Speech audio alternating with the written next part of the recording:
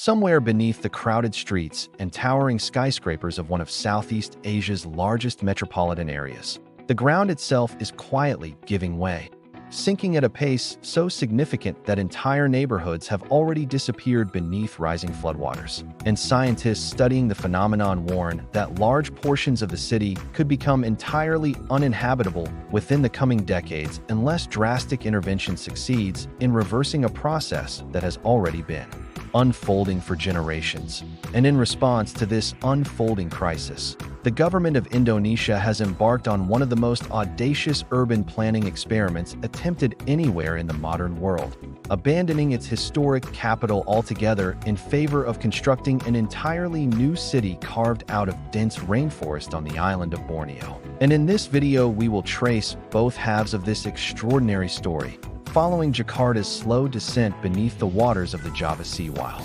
simultaneously exploring the ambitious and controversial vision guiding the construction of Indonesia's planned new capital, a city its architects have named Nusantara. To understand how Jakarta arrived at such a precarious position, it helps to trace the city's origins back through centuries of continuous settlement along the northern coast of Java, where the natural harbor formed by the mouth of the Siliwang River had long attracted traders and settlers well before European colonial powers ever arrived in the region. And this strategic coastal location eventually drew the attention of Dutch colonial administrators, who established a fortified trading post at the site during the early 17th century, gradually expanding it into the administrative and commercial center that would come to be known as Batavia, the colonial capital from which the Dutch East India Company oversaw its vast commercial empire across the surrounding archipelago for the following centuries. The Dutch colonial planners who designed Batavia deliberately modeled portions of the settlement after canal cities in the Netherlands, constructing an extensive network of waterways intended to facilitate transportation and drainage throughout the low-lying coastal terrain. Though these canals, poorly suited to the tropical climate and heavy seasonal rainfall of Java, gradually became breeding grounds for disease and sources of chronic flooding rather than the efficient transportation network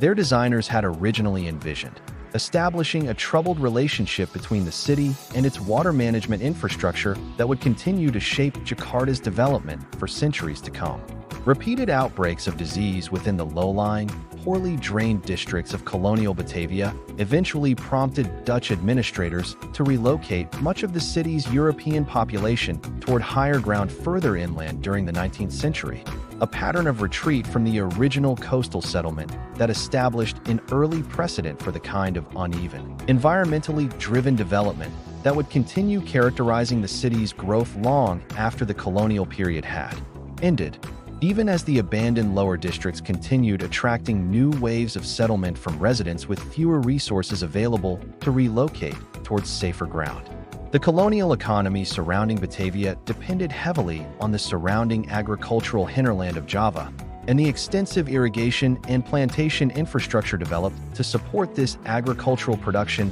gradually altered the natural hydrology of the entire surrounding region, further complicating the already difficult drainage challenges facing the coastal settlement and establishing patterns of land use and water management that would continue influencing the region's environmental trajectory well beyond the end of formal Dutch colonial administration in the mid-20th century. Following Indonesian independence in the mid-20th century, the newly renamed city of Jakarta assumed its role as the capital of the world's fourth most populous nation, and the following decades brought explosive population growth as rural migrants from across the Indonesian archipelago flocked to the city in search of economic opportunity, a pattern of rapid, often poorly regulated urbanization that placed enormous strain on infrastructure never originally designed to support a metropolitan population that would eventually grow to include tens of millions of residents across the greater Jakarta metropolitan region.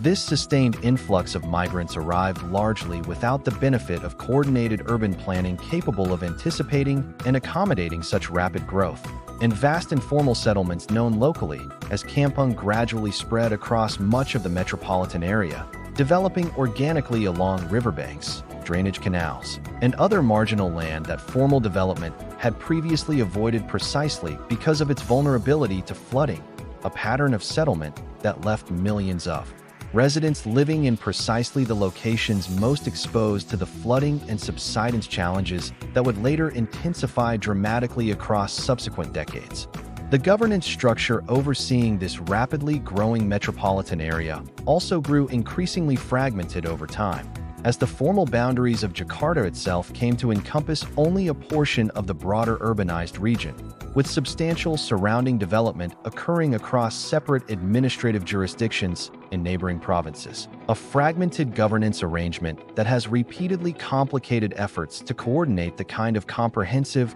region-wide infrastructure planning that addressing challenges like groundwater management and flood control would ultimately require. This rapid growth brought with it an increasingly desperate demand for fresh water. And because the city's formal piped water infrastructure never expanded quickly enough to keep pace with the growing population, enormous numbers of residents and businesses turned instead to drilling private wells, extracting groundwater directly from the aquifers lying beneath the city at a rate far exceeding what natural rainfall could replenish. And this sustained, largely unregulated extraction of groundwater has emerged as the single most significant factor driving Jakarta's ongoing subsidence. As the underground aquifers gradually compact and collapse once drained of the water that had previously helped support the overlying soil and urban infrastructure. Government efforts to formally regulate this groundwater extraction have faced persistent practical obstacles, since the city's official piped water network continues to reach only a limited proportion of the metropolitan population,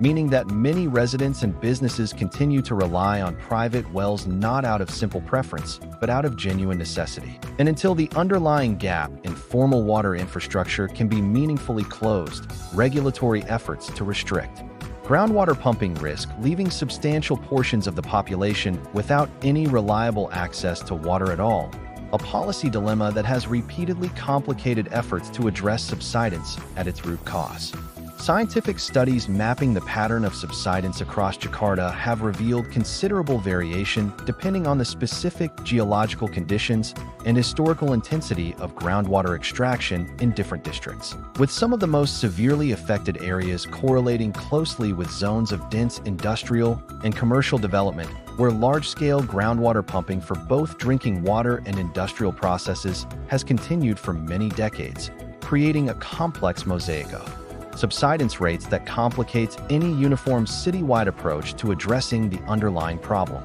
The scale of this subsidence varies considerably across different districts of the city, with some low-lying coastal neighborhoods sinking by several centimeters every single year, a rate of descent that, compounded over decades, has already left certain areas of North Jakarta several meters lower than they stood only a generation ago. And this uneven pattern of sinking has created a genuinely treacherous urban landscape in which roads buckle unpredictably, building foundations crack under uneven stress, and entire neighborhoods find themselves increasingly vulnerable to flooding even during relatively ordinary rainfall events that would have caused little concern in previous decades. Compounding this crisis of subsidence, Jakarta faces the simultaneous and independent threat posed by rising sea levels associated with global climate change, since the warming oceans surrounding the Indonesian archipelago continue gradually expanding while polar ice melt adds further volume to the world's seas,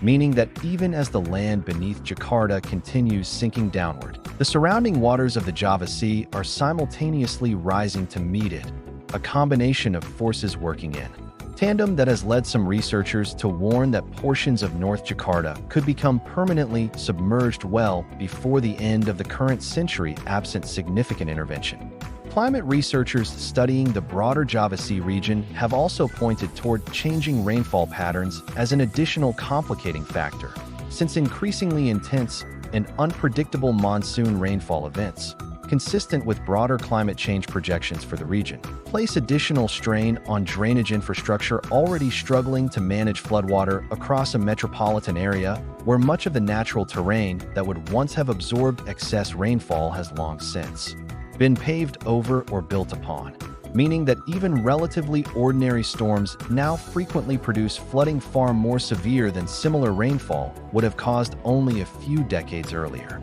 The human toll of this ongoing crisis has already become impossible to ignore, as coastal fishing communities in North Jakarta have watched their traditional neighborhoods gradually swallowed by encroaching seawater, forcing residents to raise their floors repeatedly in a losing battle against rising water levels, abandon homes that have stood in their families for generations, or continue living amid chronic flooding that regularly disrupts daily life, damages property, and creates persistent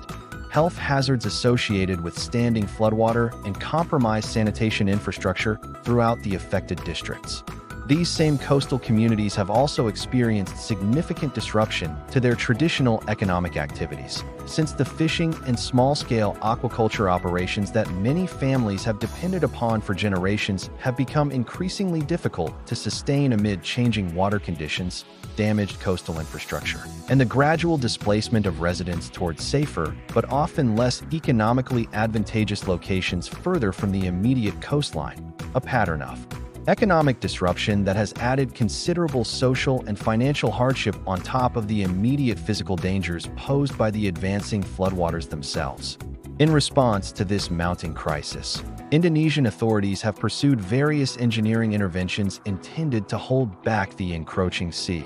including the construction of an extensive series of coastal seawalls designed to prevent ocean water from directly inundating the city's lowest-lying neighborhoods. Though these barriers have themselves proven increasingly difficult to maintain, given the very same subsidence problem undermining the rest of the city, since the seawalls too continue sinking into the same unstable ground, requiring constant and expensive reinforcement simply to maintain their existing level of protection against an ocean that continues rising regardless. The most ambitious proposed solution to emerge from this engineering challenge involved a massive infrastructure project informally known as the Great Garuda, a plan that would have constructed an enormous outer sea wall extending far into Jakarta Bay, shaped, when viewed from above, to resemble the mythical bird featured in Indonesia's national emblem. And this proposed barrier would have enclosed a vast lagoon intended to be gradually drained and reclaimed as new land,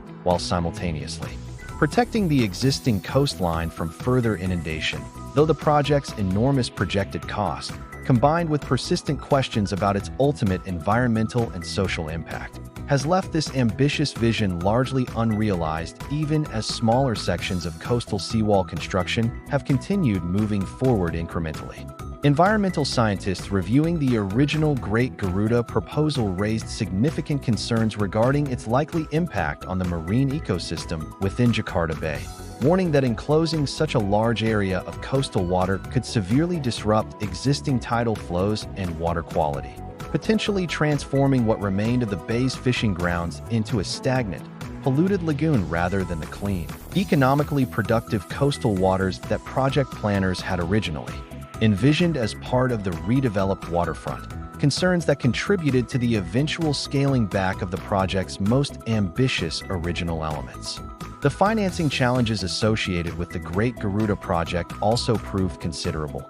since the scale of investment required to construct such an extensive engineering intervention ran into tens of billions of dollars, a sum that proved difficult to secure through the combination of government funding and private investment that project planners had originally hoped would sustain construction. And as these financing difficulties persisted alongside growing environmental concerns, government attention gradually shifted toward the more fundamental question of whether continuing to defend Jakarta's existing coastline indefinitely represented a sustainable long-term strategy at all. Even as engineers continued debating how best to defend Jakarta's existing coastline, a parallel and ultimately more consequential conversation had been unfolding within Indonesian government circles regarding whether the nation's capital should simply relocate away from Java's increasingly waterlogged northern coast altogether, a proposal with roots extending back decades earlier to the presidency of Sukarno, Indonesia's founding leader,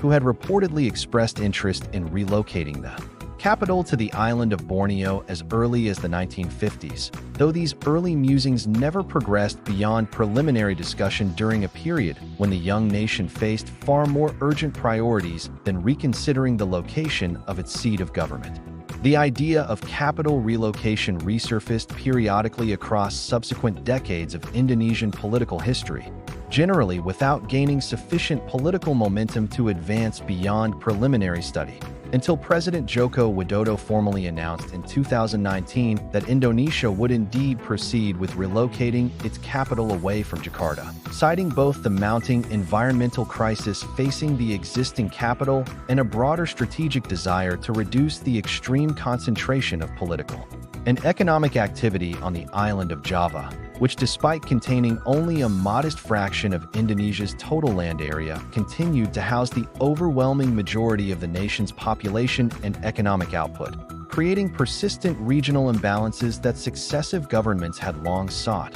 with limited success, to address. This announcement followed several years of intensifying study and internal deliberation within the Indonesian government, during which various alternative locations across the archipelago received serious consideration, with planners weighing factors including geological stability, existing infrastructure connectivity, proximity to major population centers, and the availability of sufficient undeveloped land capable of accommodating a new capital of the scale being contemplated, a deliberative process that ultimately favored the East Kalimantan site over several other candidate locations that had also received serious consideration during the preceding years of study. Securing the necessary political and legislative support for such a consequential decision required considerable effort from the Widodo administration, since relocating the seat of national government represented an enormously significant undertaking with implications extending across nearly every dimension of Indonesian governance and public life. And the eventual passage of legislation formally authorizing the new capital's establishment reflected a rare degree of political consensus achieved across Indonesia's often fractious legislative landscape, driven in no small part by the increasingly difficult to ignore evidence of Jakarta's accelerating environmental crisis. The site ultimately selected for this new capital lies within East Kalimantan province on the island of Borneo, a location chosen partly for its relatively central position within the broader Indonesian archipelago,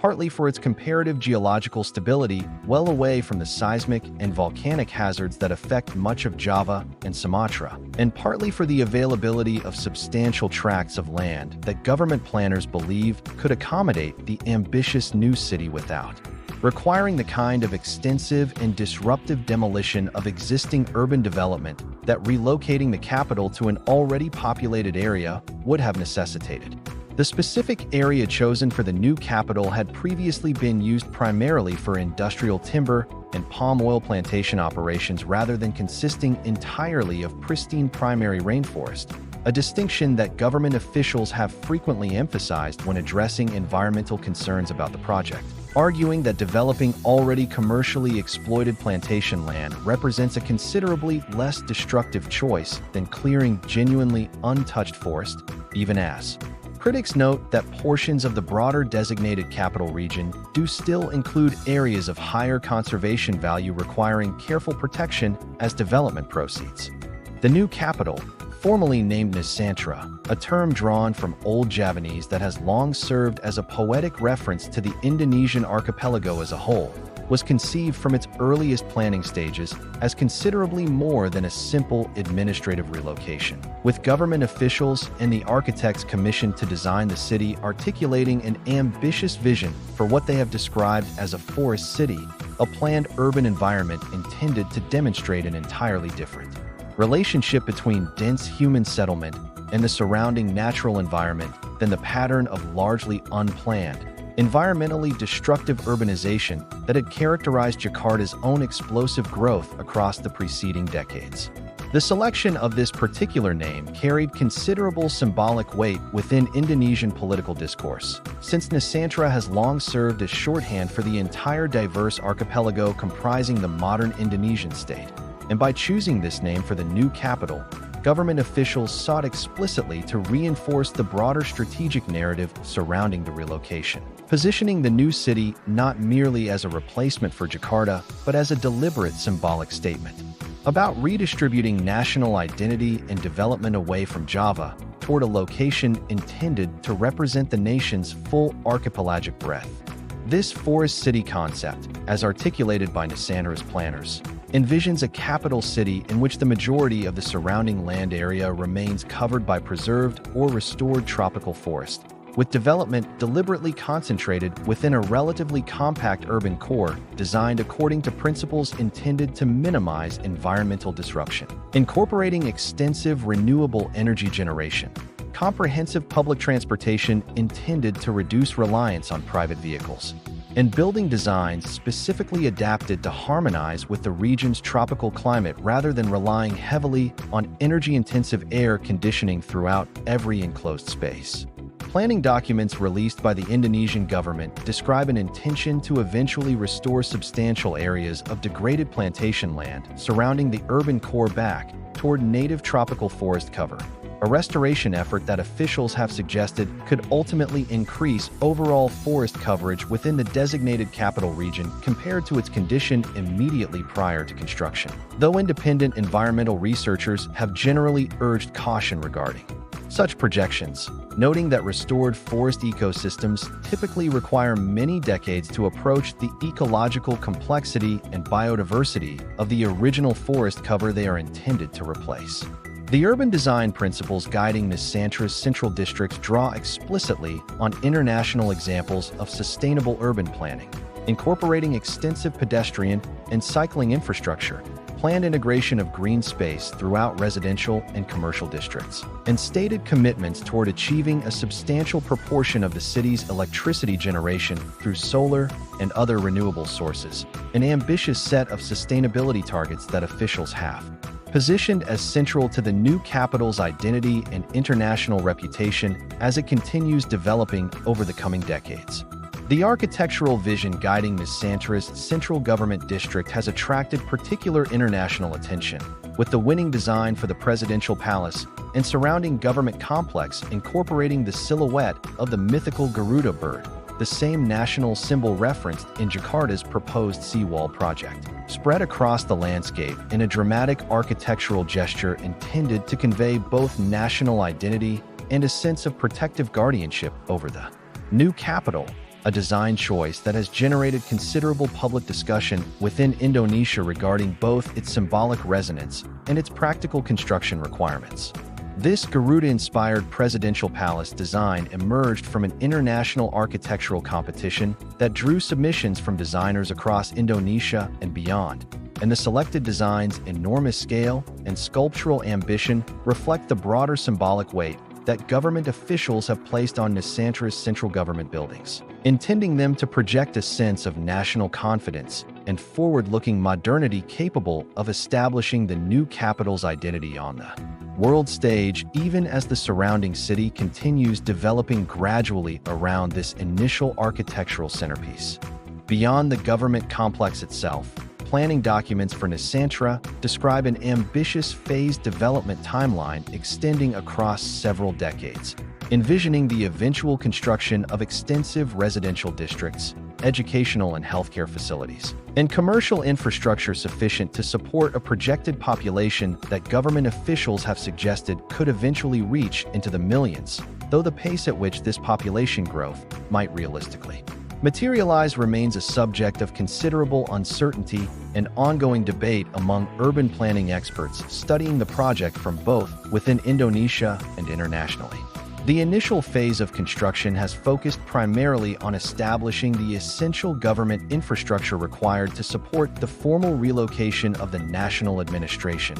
including the presidential palace, legislative buildings, and housing intended for civil servants and their families who will be required to relocate from Jakarta as government operations gradually transfer to the new capital, a construction effort that has proceeded despite considerable logistical challenges associated with building an entirely new city within a region that previously possessed only limited existing infrastructure connecting it to the rest of Indonesia. Financing this enormous undertaking has presented one of the most persistent challenges facing the project, since the projected total cost of fully developing Nusantara according to its original ambitious vision runs into tens of billions of dollars, a sum that Indonesian officials have indicated will need to be raised through a combination of government funding, domestic and international private investment, and various public-private partnership arrangements, though securing sufficient private investment interest has at times proven more difficult than initial projections anticipated,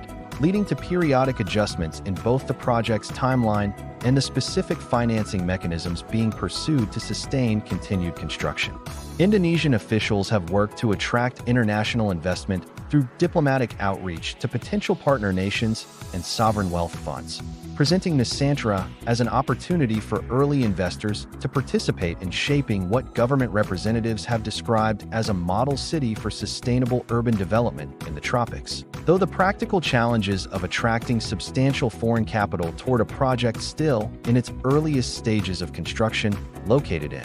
a region with limited existing infrastructure, have proven considerably more difficult to overcome than the initial optimistic projections presented at the project's public launch had suggested. The logistical challenges associated with building an entirely new city in a previously underdeveloped region of Borneo have required substantial parallel investment in basic infrastructure connectivity, including new roads linking the capital site to existing regional population centers, an expanded airport capable of handling the increased traffic associated with both construction activity and the eventual relocation of government personnel, and port facilities intended to support the ongoing delivery of construction materials and equipment throughout the extended building process that officials anticipate will continue across multiple decades. Government contractors have reported making steady progress on the initial phase of essential government infrastructure, and ceremonial events, including flag-raising celebrations marking Indonesian Independence Day, have already been held at the developing capital site. Symbolic milestones that officials have used to demonstrate tangible progress and sustain public and political support for the project, even as the broader timeline for full operational relocation of government functions continues, facing periodic revision in response to ongoing construction and financing realities. The environmental implications of constructing an entirely new city within a region of Borneo previously covered largely by tropical rainforest, and, in some areas, industrial timber plantations have generated substantial concern among environmental researchers and advocacy organizations, since Borneo represents one of the most biodiverse regions anywhere on Earth, home to numerous endangered species including orangutans, and critics of the Nusantara project have raised persistent questions about whether the stated commitment to sustainable, forest-integrated development can genuinely be reconciled with the practical demands of constructing housing, infrastructure, and government facilities sufficient to support a substantial urban population. Conservation organizations monitoring the broader region surrounding the new capital have expressed particular concern regarding the potential for indirect environmental impacts extending well beyond the immediate boundaries of the designated capital zone itself, warning that the substantial population growth and economic activity expected to accompany the new capital's development could accelerate broader deforestation and land conversion pressures across East Kalimantan more generally, even if the government successfully maintains its stated commitments regarding forest preservation within Nusantara's own formal boundaries. Indigenous communities residing within and around the designated capital region have likewise raised significant concerns regarding the project's impact on their traditional lands and ways of life, since portions of the area designated for Nusantara's development overlap with territory long inhabited by indigenous Dayak communities,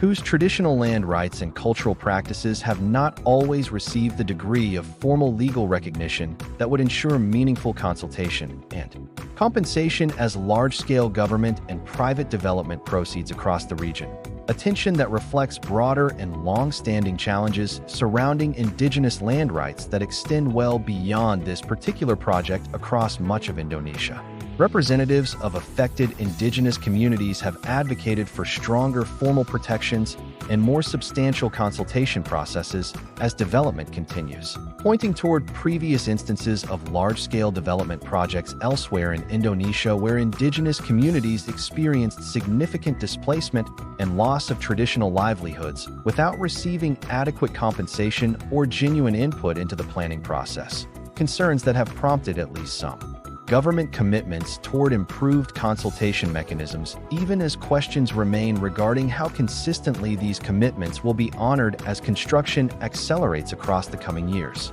Beyond these environmental and social concerns, Skeptics of the Nusantara project have also questioned whether the new capital can realistically achieve the kind of organic, economic, and cultural vitality that has historically characterized successful capital cities, noting that purpose-built administrative capitals constructed elsewhere in the world have frequently struggled to attract the diverse population and dynamic economic activity that develops more naturally within cities that grow gradually around existing centers of trade, culture, and social interaction rather than being planned and constructed according to a predetermined administrative blueprint. These skeptics frequently point toward the experience of other planned capital cities constructed during the 20th century, several of which have struggled for many decades to attract residents and economic activity beyond the government workers whose employment directly requires their presence, resulting in capitals that function efficiently as centers of formal administration while remaining comparatively quiet and underdeveloped as genuine centers of commerce, culture, and social life. A pattern that Nusantara's planners have explicitly stated their intention to avoid through deliberate efforts to attract private investment and cultural institutions alongside the initial government relocation. Civil servants who will eventually be required to relocate from Jakarta to the new capital have themselves expressed a range of reactions to the prospect, with surveys conducted among government employees revealing considerable concern regarding practical matters, including housing availability, children's education options, spousal employment opportunities, and general quality of life within a still developing city located far from the established amenities and social networks many families have built over years or decades of life within the existing capital region. Proponents of the project counter these concerns by pointing toward the genuine and increasingly urgent necessity of addressing Jakarta's ongoing environmental crisis, arguing that continuing to concentrate the seat of national government within a rapidly sinking coastal metropolis represents a far greater long-term risk than the challenges associated with establishing a new capital in a more geologically stable location, while also emphasizing the broader strategic benefits of reducing Java's overwhelming dominance within the Indonesian economy and encouraging more balanced regional development across the nation's many islands.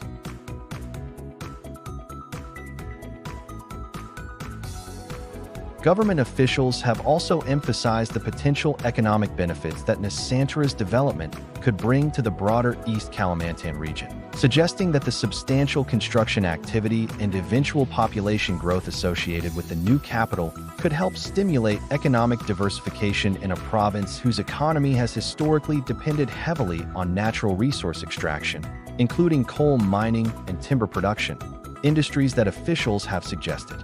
face uncertain long-term prospects given both resource depletion and growing global pressure to transition away from fossil fuel-dependent industries. The practical question of what will ultimately become of Jakarta itself once government functions have relocated to Nusantara remains a subject of ongoing planning and discussion, since even after losing its formal status as national capital, Jakarta will almost certainly continue functioning as Indonesia's primary commercial and financial center for the foreseeable future, given the enormous existing concentration of business activity, infrastructure, and population that cannot realistically be relocated alongside the government administration, meaning that addressing the city's underlying subsidence crisis will remain an urgent priority regardless of its changing formal political status. Some urban planners have suggested that Jakarta's transition away from serving as the formal seat of government could paradoxically create new opportunities for the city's long-term environmental recovery, since reduced pressure to accommodate continued growth in government-related employment and population could allow planners somewhat greater flexibility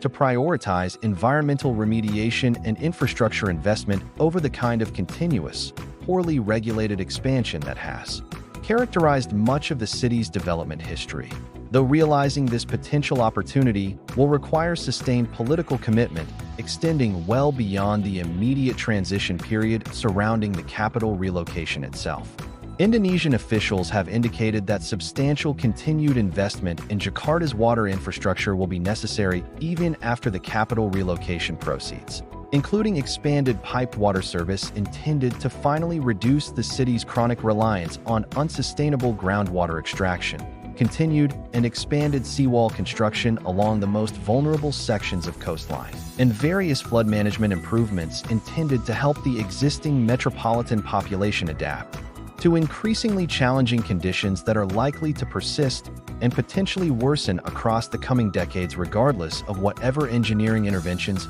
are ultimately implemented. The broader story unfolding across Indonesia today, encompassing both Jakarta's ongoing environmental crisis and the ambitious, still uncertain experiment underway in the forests of Borneo, offers a particularly vivid illustration of the difficult choices increasingly confronting governments around the world as climate change, unsustainable resource extraction, and rapid urbanization combine to threaten the long-term viability of major coastal cities and the ultimate success or failure of Indonesia's response, whether measured through the eventual fate of Jakarta itself or through the degree to which Nusantara manages to fulfill its ambitious founding vision, will likely offer important lessons for other nations facing similarly difficult decisions about how best to adapt their own vulnerable population centers to an increasingly uncertain environmental future. Numerous other coastal megacities across Asia and beyond face broadly comparable,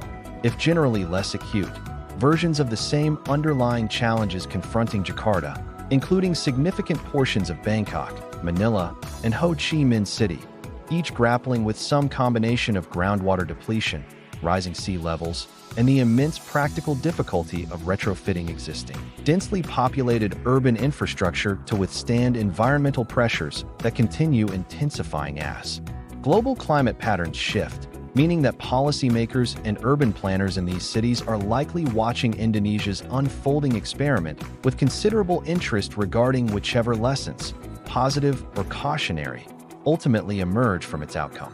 As construction at Nusantara continues progressing through its early phases, government officials have maintained an ambitious public timeline for the gradual transfer of administrative functions, even as independent observers continue to express skepticism regarding whether these timelines will ultimately prove realistic given the scale of infrastructure still required and the financing challenges that continue to complicate the project's progress. In the coming years will likely reveal considerably more about whether this extraordinarily ambitious vision can be translated into a genuinely functional and sustainable new capital, or whether it will instead join the long list of grand infrastructure visions that struggled to fully match the scale of their original architectural ambition. The political durability of the entire Nusantara project also remains a significant open question, since the scale and multi-decade timeline of the undertaking means that its ultimate success will depend heavily on sustained commitment from multiple successive presidential administrations,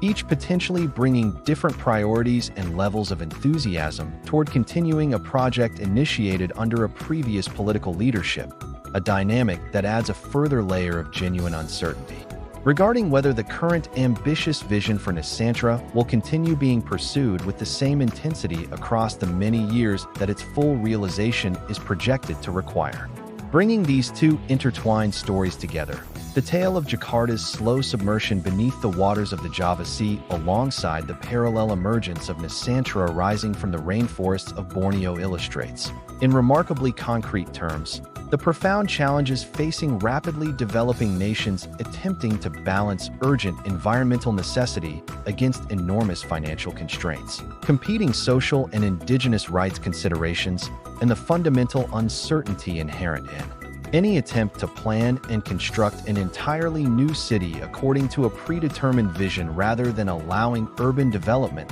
to emerge organically over time. A tension that will likely continue defining Indonesia's approach to national development for many years to come, regardless of precisely how this particular chapter of the story ultimately unfolds. If this story of environmental crisis and ambitious reinvention resonates with you, share your own thoughts in the comments about whether you believe Indonesia's bold experiment in Borneo can genuinely succeed, and about which aspect of this unfolding transformation you find most compelling. Whether the sobering reality of Jakarta's ongoing subsidence, the architectural ambition guiding Nusantara's forest city vision, or the broader questions this story raises about how coastal cities around the world might need to adapt as similar environmental pressures continue mounting across the coming decades. And in an upcoming video, we will continue exploring how other rapidly growing cities around the world are confronting their own versions of these same urgent environmental and urban planning challenges.